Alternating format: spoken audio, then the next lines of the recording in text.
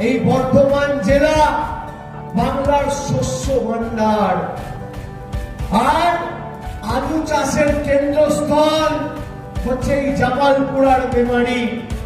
আজকে আলু চাষি যারা রয়েছেন বলুন, আজকে চাষ করতে গিয়ে বীজ কিনতে আপনাদের কি অবস্থা হয়?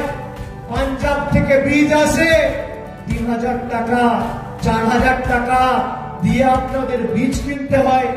তার উপর সারের দাম আরো বেড়েছে, তার সাথে ইউরিয়া, তার সাথে পটাশ।